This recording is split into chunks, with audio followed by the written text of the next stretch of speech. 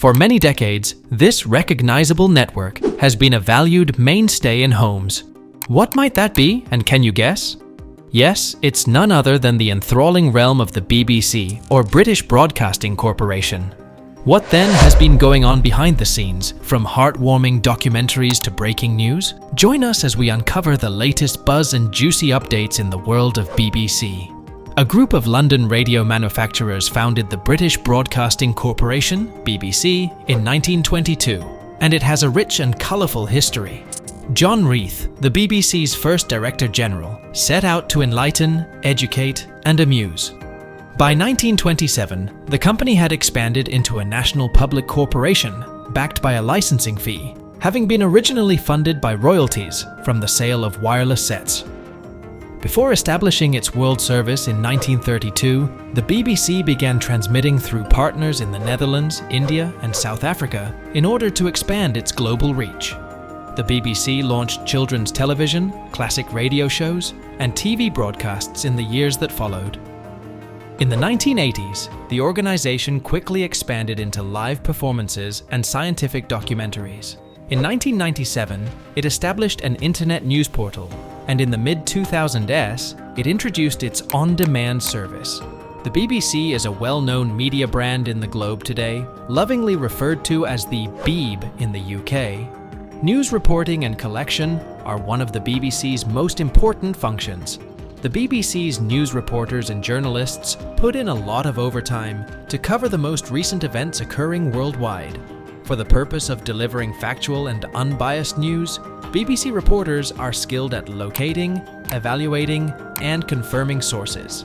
In order to deliver the most recent news to their audience as soon as possible, the BBC maintains an extensive network of reporters stationed in key cities across the globe.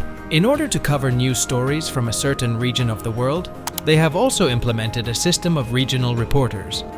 Every day, the reporters begin by going over their notes, contacting people, and reading the day's news articles. Following that, they may head out into the field to collect additional data.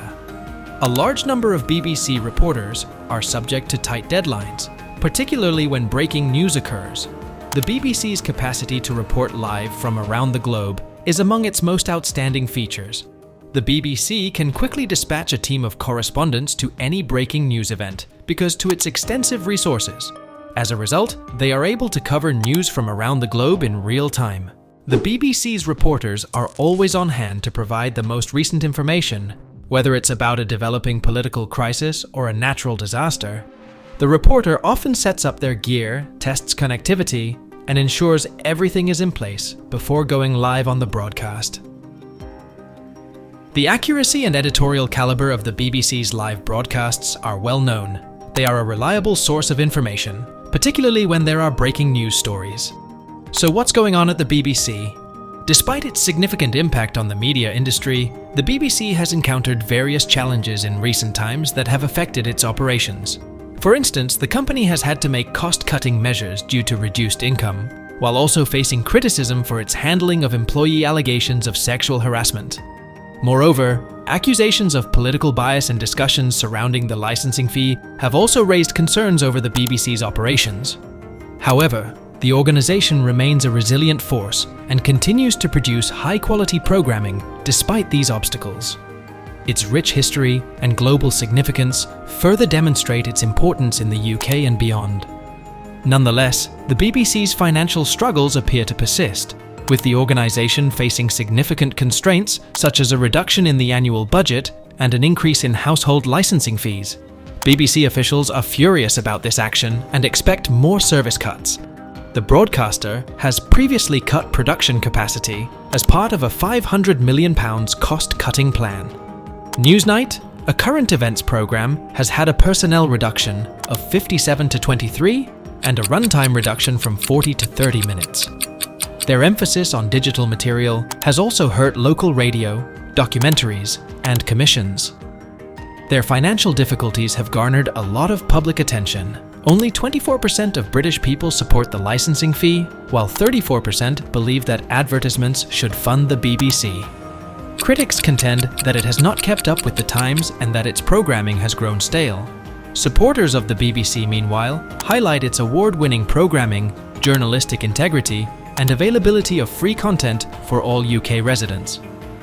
The government has not said how it will continue to support the broadcaster after 2027, therefore, the BBC's financial model is still unclear. But it's obvious that they will still have financial difficulties in the years to come, as it tries to strike a compromise between its requirement to stay financially viable and its commitment to producing high-quality material. The future of public broadcasting in the UK is a contentious issue, and it will be interesting to observe how this argument develops in the next few years. They are under attack on both an ideological and financial level. Both extremes of the political spectrum have voiced their displeasure on the impartiality issue. Even though the BBC takes pride in its objectivity, it has come under fire from a variety of quarters, especially when covering the Israel-Palestine issue and the cultural wars. They have been the target of particularly harsh criticism from the rival right-wing media, which is clearly trying to damage the organisation's reputation. Though it remains one of the most reliable news sources in the UK, the anti-BBC movement has not yet reached a larger audience. Left-wing viewers are more likely to see it as trustworthy than right-wing viewers, with a noteworthy 13 percentage point difference. It must negotiate these ideological assaults while preserving its objectivity and trustworthiness. In recent years, they also experienced internal problems. In April 2023, Richard Sharp, the former chairman of the organisation, resigned due to revelations that he had neglected to disclose an £800,000 personal loan to former Prime Minister Boris Johnson. Furthermore, Tory MP Lee Anderson called BBC News a safe haven for perverts after he heard claims of explicit veto between an adolescent and a senior presenter. Past sex scandals have infuriated the public, such as the BBC Savile cover-up following his death in 2011. Notable controversy has also surrounded the gender pay gap, which came to light in 2017, and football commentator Gary Lineker's tweets that violated BBC impartiality guidelines. In order to preserve its standing and the confidence of its audience, the BBC needs to address these internal problems. In the face of an ever-evolving digital news landscape, can they continue to exist? The organisation is making progress in adjusting to the digital era, while facing criticism for its recent restructuring that resulted in job layoffs and decreased programming. It is demonstrating its efforts to diversify its coverage by adding new correspondent posts covering AI, finance, employment, and housing, as well as creating new jobs in sectors like entertainment, specialist investigative reporting, and BBC Verify. Still, the group needs to do more to build a solid online presence. Their inability to carve out a clear social media niche is demonstrated by contentious posts such as a recent video of a police officer struck by a car. Despite obstacles, it has a good chance of surviving in the digital age because of its ongoing development and dedication to high-caliber journalism. Although the BBC faces challenges as a result of the shifting media landscape, this may not be the organization's greatest threat. It's possible that the more common problem of finance is the largest obstacle. A recent government analysis suggested a kind of public support even after the 2027 guarantee on the UK licence fee.